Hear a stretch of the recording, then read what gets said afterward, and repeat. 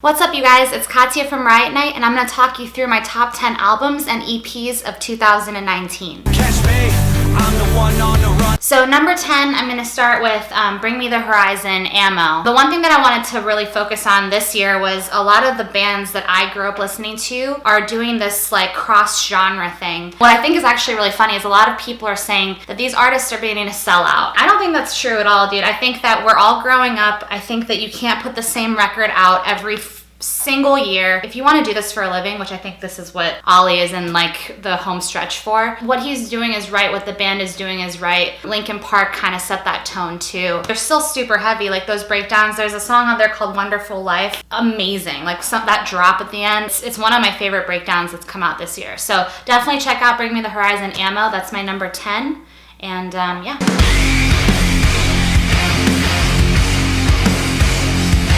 My number 9 album is going to be Emarosa's Peach Club. It almost brought me back to like Brat Pack vibes. Super 80s, super synthy. I'm a huge Johnny Craig fan. Anyone that knows me knows that. So it's hard to kind of win me over when Johnny leaves a band and they bring in a new vocalist. But Bradley has 100% done that. After he put out 131, that record was one of the best alternative rock records. When I heard Peach Club for the first time, I was kind of blown away by the pop. I think a lot of artists are starting to do that now, and what's funny is it's counterintuitive because you hear these really poppy dance 80s beats and tones and vibes, but the music's kind of sad. It's still super emo, and you've got Bradley's incredible voice on there too. So definitely check out Peach Club by Emarosa. That's my number 9. Can you tell me what it feels like?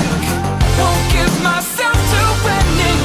For number 8, I'm going with Hotel Diablo by Machine Gun Kelly. Shout out to my friend Tiara. She's like a huge MGK fan. We just went together to Comerica Theater and saw him. She was adorable. She was singing to like every song. I had been a fan of his since Lace Up, and it wasn't even Lace Up that I liked because that was a rap album, but I'm a huge fan of his YouTube series called Kelly Vision. I used to put that on with my old roommate, and we would just pregame and then go out, and like our nights were never like MGK nights, but it was a good way to hype myself up. Hotel Diablo, dude, that Candy song that's on there, I had that on repeat. It's super repetitive. There's nothing really technical or complicated about it at all, but it's catchy. It's fun to drive to. He also had Hollywood Horror on there, which had like a Linkin Park beat underneath it from In the End. Definitely check out Hotel Diablo. It's my number 8, and I loved it. You know I keep that candy, yeah. I need more like Mandy, yeah. Stay up, take. So my number 7 is going to be Copeland and their album Blushing that came out this year. I'm a huge fan of Copeland. I've been listening to them all the way since Beneath the Medicine Tree. Blushing, what I loved about it, and it takes a couple times to listen to it, it's basically about your dreams while you're dreaming. Each song is very atmospheric. It's very ambient. You feel like you're dreaming. And Aaron Marsh's voice is so beautiful. I fall asleep to him all the time. I just love the way that he has grown as an artist, and I will continue to be a fan forever. So definitely check it out. Number 7 for me is Copeland's Blushing. How they'll see that we're still dancing when the fake white lights blink on. So my next artist is nothing to do with Riot Night. It's a total top 40 pop artist. Her name is Fletcher, and the name of the record is You Ruined New York for Me. I think what really gravitated me towards this record was how candid and personal it is. I almost felt like she was taking actual scenarios from my past relationships that I've been in and was just singing about it because I'm unable to sing and I'm not a musician. I want to say she's kind of like a cross between like Ariana Grande meets Halsey. So she's got that pop rock vibe that Halsey gives, but she's got that Ariana Grande voice, and she's freaking stunning if you see her. She's obviously got some freaking emo shit going on, and I'm into it. So definitely check out Fletcher, You Ruined New York for me. If you're gonna lie, at least do it in my bed. If you're gonna lie. Number 5, I'm going with Norma Jeanes' All Hail. Me and Justin both have Norma Jean on our list. He's probably going to go into more technical stuff. He's more a musician. He understands music theory and stuff more than I do. I just know it sounds good. I just know it vibes with me, and I just know what I like. Norma Jean has been a band that I've been listening to forever. This record is so good. It's so crunchy. The breakdowns are freaking gnarly. It's so raw. His voice is incredible. The screams are out of this world. It's an excellent metalcore record. It's very melodic, and if you listen to it track 1 through, I think it's like, I don't remember how many tracks there are, 1 through 10 or 12, it almost flows like perfectly, which a lot of artists aren't doing that anymore because we don't listen to music that way anymore. We do a lot of streaming. They have a song on there called Mind Over Mind. It's so freaking crunchy, dude. The breakdown, oh my god, it gets me every time. So definitely check out my number 5 is Norma Jeanes, All Hail.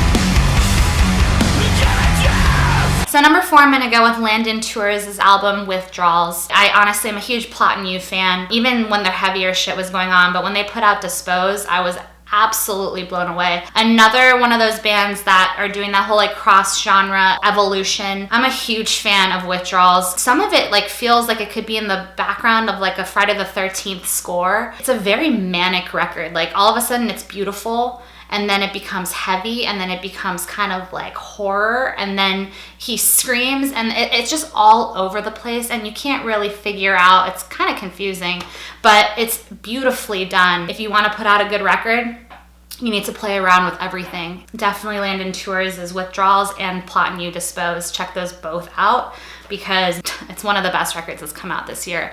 Even if in all time, like a huge fan. Definitely check it out. The weakest spirits fade, and the savages roll on.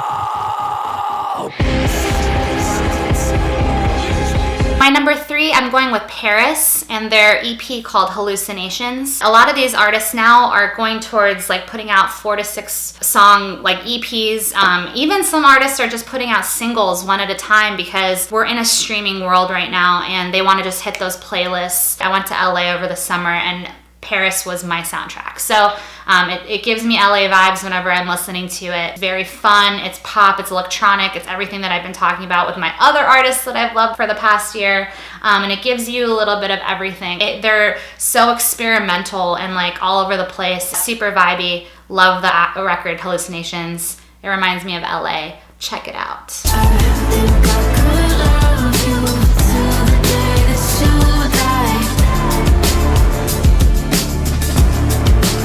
My number 2 for 2019 is The Devil Wears Prada, The Act. I have been a fan of Devil Wears Prada since A Beautiful Discord. I remember the first time I saw them was back in Virginia at this community center. They played underneath a basketball hoop in front of probably 40 people. So it's really cool to see how far they've come. If you listen to that first record and you listen to The Act, it's 2 different bands, dude. Even Mike's voice now has completely changed. If you listen to that first record, all that guttural, brie, like pig squeal shit that he used to go for, comparative to The Act, when you listen to it, it's like a completely different vocalist. It's more of like a scream yell, and I'm way more into it. When The Act came out, I was really looking forward to something that was kind of like a piggyback off of Transit Blues, which was a beautiful melodic record. But I remember Justin, we were driving one day and he said, please listen to Transit Blues. It's nothing like they used to sound like. Though I did like what they used to sound like, I just think I'm in a different place with my music taste right now. Gave Transit Blues a try and I fell in love.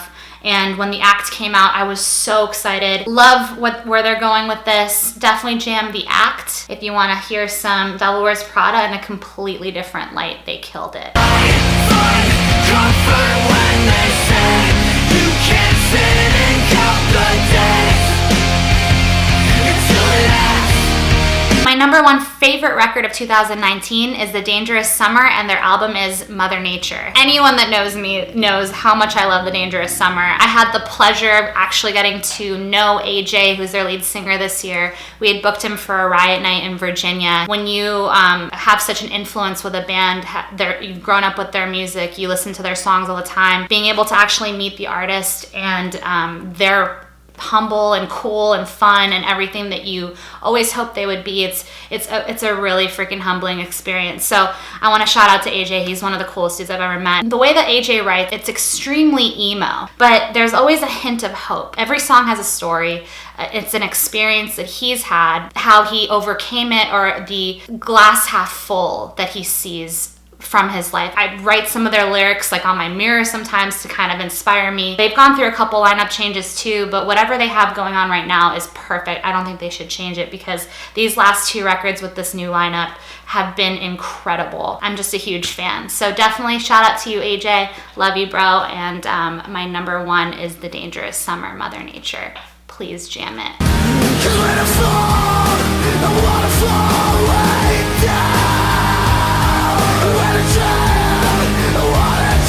Saying this is freaking weird talking to yourself. Like I'm always in these videos with Justin, but we did it. And I had some notes.